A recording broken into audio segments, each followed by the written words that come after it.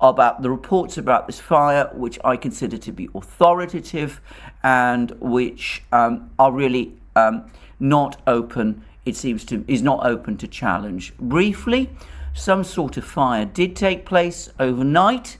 However, this was apparently at an administrative building. We have this information from the Ukrainian operator of the plant, and the fire at this administrative building was put out very quickly by emergency services.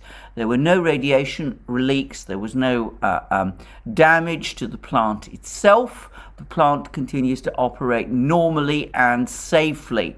Now, that account from the Ukrainian operator of the Zaporozhye nuclear plant has apparently been confirmed by the International Atomic Energy Agency, which also confirms that there has been no radiation leak, and I consider that report to be completely definitive. Where there is, of course, a huge amount of debate and argument is about what exactly caused the fire. And here you have a Ukrainian account that this was caused by a Russian attack on the Zaporozhye nuclear plant, which involved shelling, which was conceivably dangerous and which somehow set part of the plant on fire, or not perhaps the plant itself, but this building presumably. And then you have the contrasting Russian account, which is that a unit of the Ukrainian military tried to break into the plant, got caught up in a firefight with parts of the Russian military, which had already secured the plant, and that before this unit this Ukrainian unit withdrew, it set the administrative building on fire. Now, I think it is impossible from this distance, my distance in London, to verify the truth of either account. I'm going to say straight away, however, that on this instance, I do find the Russian account more plausible. The Russians are extremely familiar with nuclear power plants, and of course the Zaporozhye nuclear plant was built by the Soviet Union, and Rosatom, the Russian nuclear power agency in control of nuclear power stations within Russia, will no doubt have all the plans and will be very familiar with its layout. I cannot conceive of any situation where the Russian military would launch an attack on a nuclear plant which is actually located fairly close to their own country, and put themselves, their country and Ukraine at risk, and cause an incident which would, to be straightforward about it, look very bad for them. So I think on balance, the Russian account that there was some kind of a firefight is more plausible, though whether one would go as far as to talk about a sabotage group infiltrating the plant in order to carry out some kind of sabotage there, well, that is a part of the Russian story which I'm going to be more skeptical of. I'm far from convinced that is true, but the story of the firefight seems to me to be much more plausible than the story of the shelling. That, I want to stress, is my opinion. I obviously have no independent information or corroboration. I'm not present at the Zaporozhye plant. I've not talked to anybody who is there, but it does seem to me that this is the most plausible explanation of what took place. Now, that's all I'm going to say about this incident. It's already been used in the media and information wars. I'm not going to say more. What I am going to say is a few brief things about the overall military situation. And it does seem now as if the encirclement of the Ukrainian army in the Donbass is now in effect. In other words, those troops do seem to be trapped in what the Russians like to call a cauldron. There are apparently 12 brigades of the Ukrainian army who are trapped there. And that, it seems to me, is the decisive event, if it is indeed true.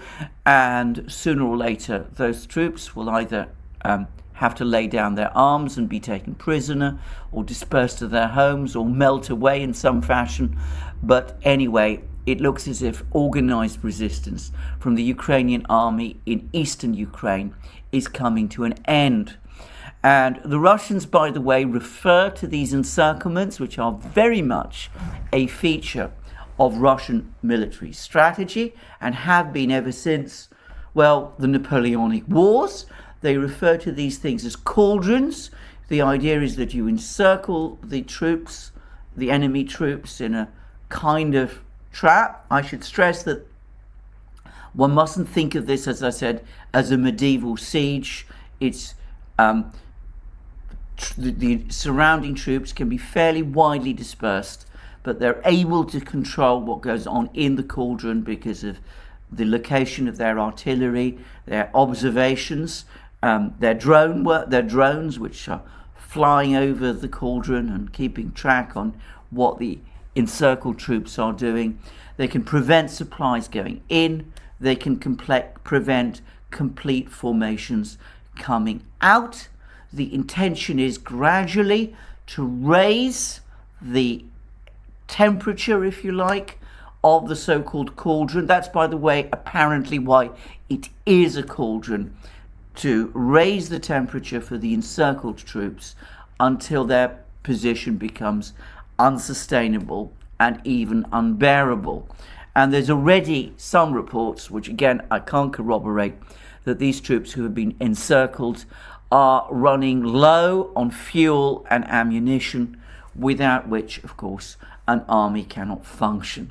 There is no possibility of relief. There is no military force that Ukraine has that can break through and break this encirclement.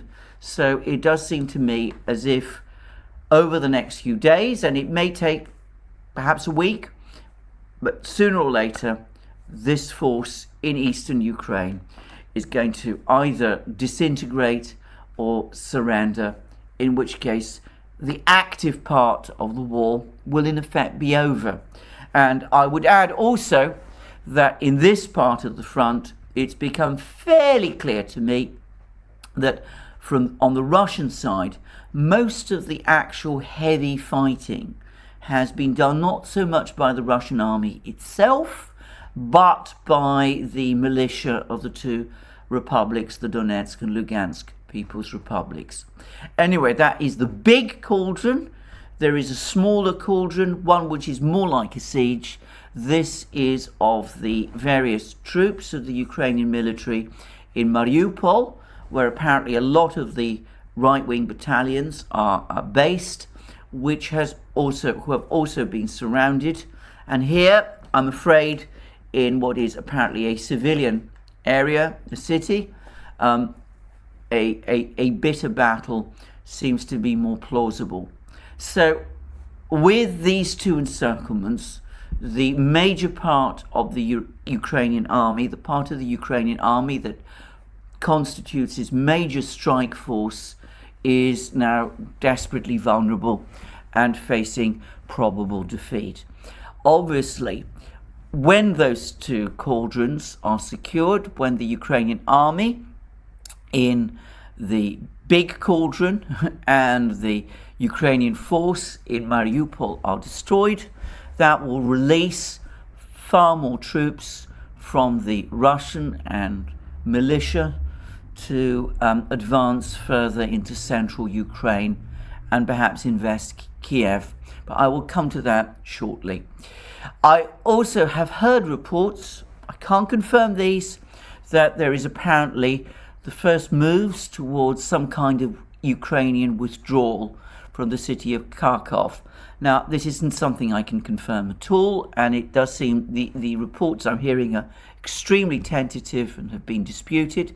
But there's reports that a Ukrainian politician called Arsen Avakov, who was for many years Ukraine's interior minister, and who is somebody who is trusted and whose leadership is to a great extent accepted by some of the far-right battalions that make up the Ukrainian military, including in Kharkiv, that he has been to Kharkiv, and that his purpose in going there was to arrange for the withdrawal of some of these troops from Kharkiv.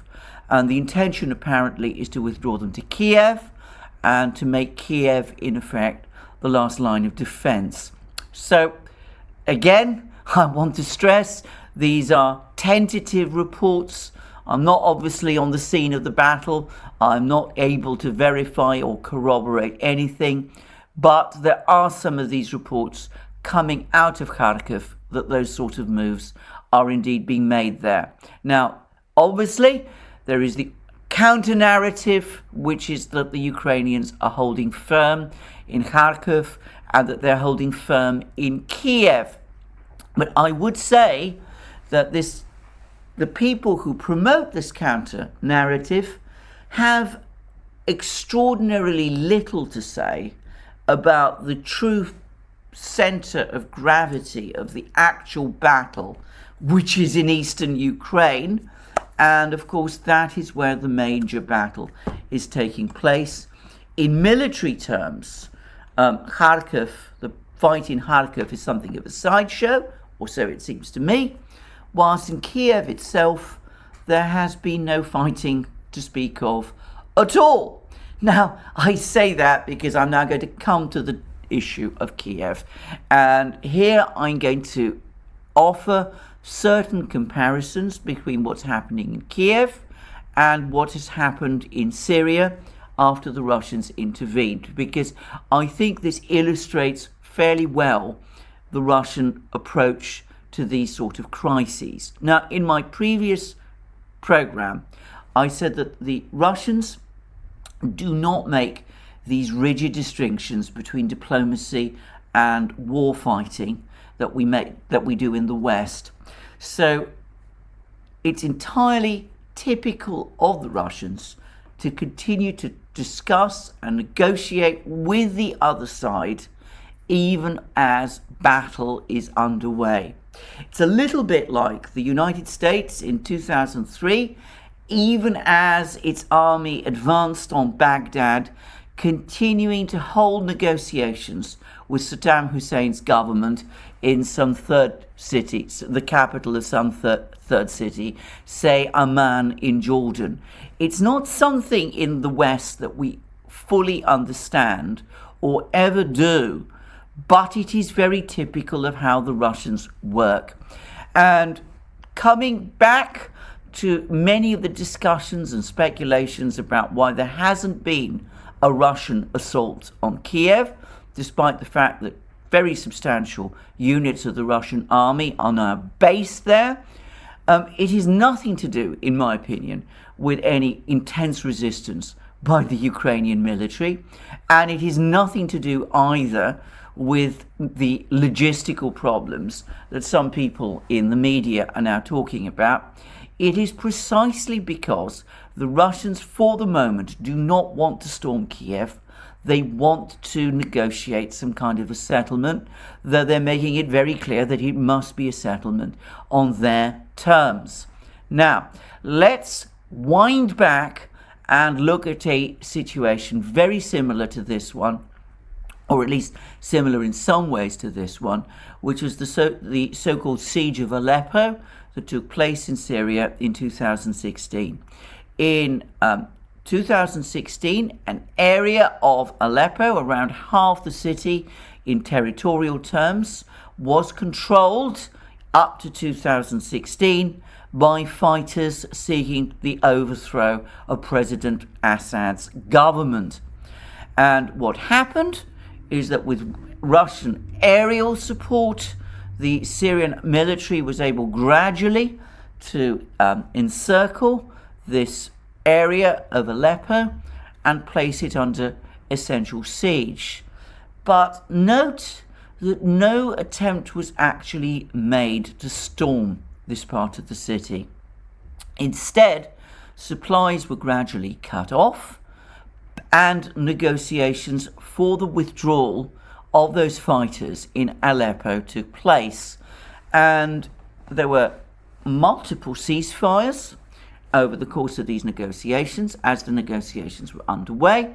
And in addition, and very importantly, the Russians also repeatedly agreed to what were called humanitarian corridors. Now, these humanitarian corridors, which were very much a feature of the Battle of Aleppo, but which were also set up by the Russians in other cities and towns in Syria, which were under the control of the fighters who were fighting President Assad, they were first and foremost intended to allow civilians to leave these urban areas, isolating the fighters there. And of course, and importantly, they were also specifically set up to allow an opportunity for those fighters to negotiate an exit, a retreat from those cities. And of course, the condition always was that they leave most of their weapons behind, except sometimes light weapons, but that they actually vacate these cities. So once the fighters left the cities, then the Syrian military, backed by the Russians, was able to move into these cities, into these settlements, and take them over, well, essentially intact. And it seems to me that this is essentially what is happening in Ukraine today. We're seeing that the Russians position their forces around cities, Kharkiv, Kiev, those sort of places, where there are large numbers of Ukrainian troops, and then they negotiate. And the purpose of their negotiation, firstly, has been to set up humanitarian corridors. This is exactly the same pattern as it was followed in Syria.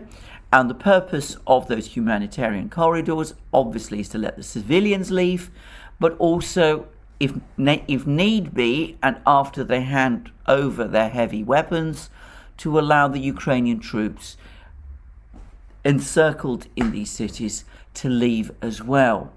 And in Syria, a sanctuary area was created to which these fighters were allowed to withdraw, which is Idlib in northwest Syria, an area, by the way, parts of which are still outside the Syrian government's control.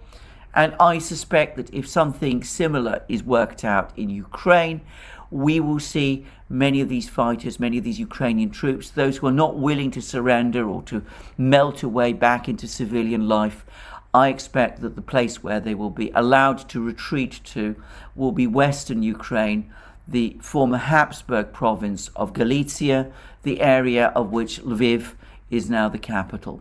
So that, I suspect, is the scenario we're looking at. Now, in relation to the events in Syria, most of the substantive negotiations took place between the Russians and the people who, the government which they saw as the ultimate sponsor of these fighters that were in Aleppo and other places, which was the Turkish government. There is no analogous third-party government that the Russians can work with in order to facilitate these retreats in Ukraine, except, of course, the Ukrainian government itself. And that is one reason why these negotiations are taking place in Belarus between the Russians and the Ukrainians. And the setting up of the humanitarian corridors is the first step in this Russian approach, this Russian policy. Now, both in respect of the situation in Syria and in respect of the situation in Ukraine, there is also undoubtedly a political dimension to the negotiations. Both in Syria and Ukraine, the Russians have come up with various proposals for a political settlement of the conflict in those two countries. I would say that I have always been deeply cynical of the proposals that the Russians made to settle the conflict in Syria, and I'm equally cynical about the proposals that the Russians are making to settle the conflict in Ukraine. By which I mean that I don't think that these proposals that have been made to the fighters in Syria, to the Turkish government, in relation to the conflict in Syria or to the Ukrainian government are intended exactly insincerely, in the sense that if, say, the Ukrainian government were to sign up to all the things that the Russians are demanding, neutrality, demilitarization, the cleansing from Ukraine of the far right, those sort of things, I think that the Russians would accept that. They would not go back on the demands that they are making. But I think that the Russians know perfectly well that the government in Kiev is unable to meet these demands. So I think that the purpose is gradually to isolate the government in Kiev, very much as the fighters in Syria were isolated, and perhaps in furtherance of an ultimate settlement to split the government in Kiev, or various politicians in Kiev who make up that government, conceivably also Zelensky himself, from the radicals, the far-right battalions, from people like perhaps Arsen Avakov, who will be more willing to fight to the end. So I think that this is partly what this negotiation is all about. Firstly, it's draining the Ukrainian military out of the cities. Their position is steadily made untenable. They're offered the option to leave. They eventually leave. The civilians are able to leave also. So I think that's partly the purpose. The other purpose, as has also happened in Syria, is to start to play the various factions that make up the military on the other side, the political forces on the other side, off against each other, in order to identify ultimately those people the Russians believe they can work with. Now, they've done that very successfully in Syria. They've also done that very successfully in Chechnya during the long war that was fought there in the 2000s. And that, by the way, has ensured that Chechnya now is fully under the control of political forces that are not just loyal to them, but are fully embedded within the Russian power structure. And I get the sense that the Russians are looking to do the same in Ukraine. They're looking to isolate Ukrainian politicians who they believe they can work with from those who are irreconcilable, in order to set up political structures in Ukraine that can assist the Russians to achieve those political objectives in Ukraine that they have set themselves. Now, here I must say one important thing. When I speak of Ukraine, I think from the Russian point of view, that means eastern and central Ukraine. Eastern Ukraine, the Russian-speaking areas, and central Ukraine, the capital Kiev, and the Ukrainian-speaking but Orthodox areas around it, all of which previously, before the Second World War, formed part of first the Soviet Union and then of the Tsarist Empire. I think that the Russians have no interest in bringing Western Ukraine, the former Habsburg province of Galicia, into this system. I think that they have long since worked out that it is irreconcilable and it is simply not important enough to their purposes to be brought under control.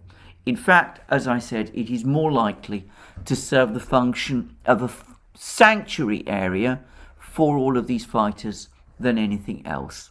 Now, this is a radically different way of conducting war than that which we are accustomed to in the West. And I think that one of the major problems is that Westerners don't understand this, so that we see all kinds of Western commentaries which try to apply Western approaches to the very different Russian approach, and are somewhat bewildered and are unable to understand why the Russians don't do the things that the Westerners would have done in the same kind of situation. So when the Russians build up a large force near Kiev, they expect it to be used immediately to storm Kiev. The fact that it is there primarily in order to exert pressure on the Ukrainian government in Kiev and gradually to encircle Kiev and to isolate it from the rest of the country, isn't something I think that Westerners really understand. So they try to explain this by things like the resistance of the Ukrainians, of which of course there has been some, but little evidence of very much. To give one example, there's been much talk about supposedly successful attempts by the Ukrainian military to recapture Gostomel airport, which the Russians captured on the very first day of the war. And there have been numerous reports by the Ukrainians that they have in fact recovered Gostomel airport.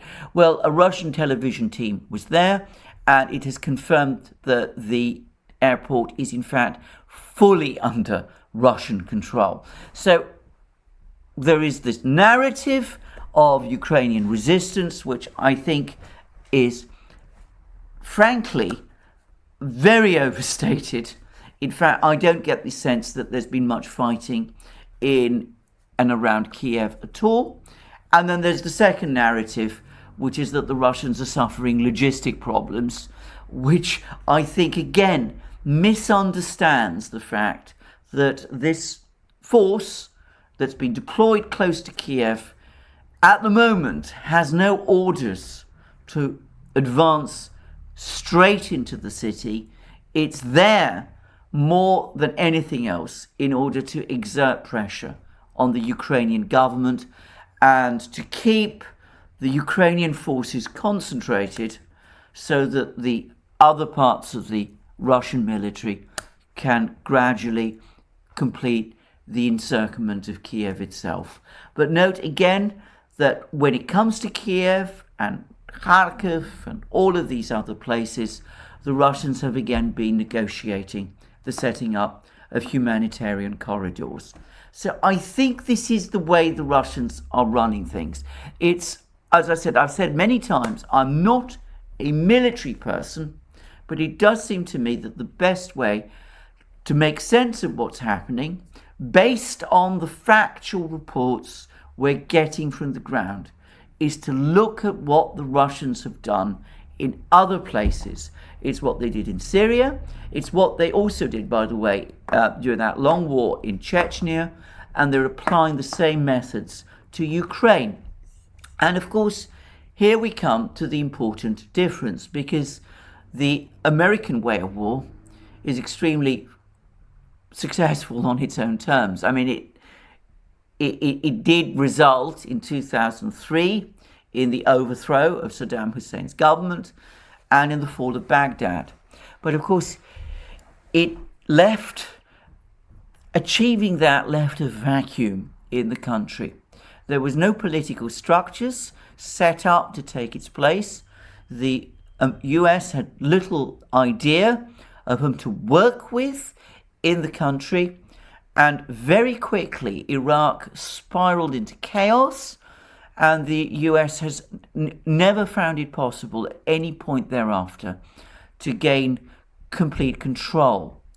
Whereas the Russian way of war, operating in an extremely different fashion, aims, on the contrary, to create political structures which are much more responsive to Russian wishes, and to avoid that kind of vacuum being created at almost any cost. And you can see that also in Russian behavior in some of the cities that they have captured. And this has been true in places like Kherson, it's been true in Melitopol. Whenever they've moved in, whenever the Russians have moved into one of these cities, which have fallen under their military control, they have not removed the civilian administration. They've left the mayors and the bureaucracy intact. They've allowed the bureaucrats, the civilian officials, to continue to fly the Ukrainian flag. They've allowed normal processes of civilian administration to continue because, of course, ultimately and eventually, they want to assimilate them into whatever political structure they are intending eventually to create in Ukraine. And the result is, or so the hope is, that a vacuum in Ukraine is avoided. Now, I'm going to finish by making two quick observations. Explaining things doesn't mean any kind of moral or ethical endorsement. As I made very clear in the very first program that I did after the war began, I have a deep and profound horror of war. I am absolutely willing to condemn it. I'm not, however, I don't see that doing so in these sort of programs really helps understand very much what is going on. And I see my purpose in making these programs to explain my analysis and understanding of the situation, which may of course be wrong. It may be that I'm seeing things that aren't there, or I'm misjudging what's actually happening, though I'm fairly confident that in this analysis I'm correct. But anyway, I think that is ultimately a more useful thing to do than simply coming up with words of condemnation, of which there have been plenty, and of which my adding my own, to the extent that I haven't already, isn't going to achieve anything. And the second point I want to make is that though this may be the Russian plan in Ukraine, it may be what they're trying to do, it doesn't mean that it's going to succeed. You can have the best of plans, or you can have the most carefully thought out plan, but as I think it was Clausewitz once said, no plan, no battle plan ever survives the first encounter with the enemy. So it doesn't mean that the Russian plan is going to work. I'm just explaining what I think the Russian plan is. I will say this, though I can't predict and won't predict the outcome. I think that this approach, certainly in a place like Ukraine, is much more likely to be successful than any other. It's certainly more likely to be successful than American-style shock and awe. All that does, as I said, is that it creates a vacuum at the center of power. It causes the state and its institutions to collapse, and then the occupying force, the United States in Iraq, the Russians in Ukraine, would be left with a state of chaos which is extremely difficult to control. So working in this way, which preserves the civilian administration, keeps the relevant officials in place, works with the government, the actual government in being, negotiating with it over ceasefires, local ceasefires, humanitarian corridors, that sort of thing, even as negotiations continue towards an overarching political settlement, which may never be agreed with that particular government, by the way, but which does provide a kind of ordered framework for the negotiations. All that, it seems to me, is far more